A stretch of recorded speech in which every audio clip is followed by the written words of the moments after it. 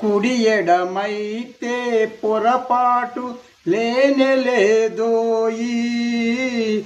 Second hand పెళ్ళాన్ని పెళ్లి చేసుకుంటే తప్పే లేనేలేదోయి.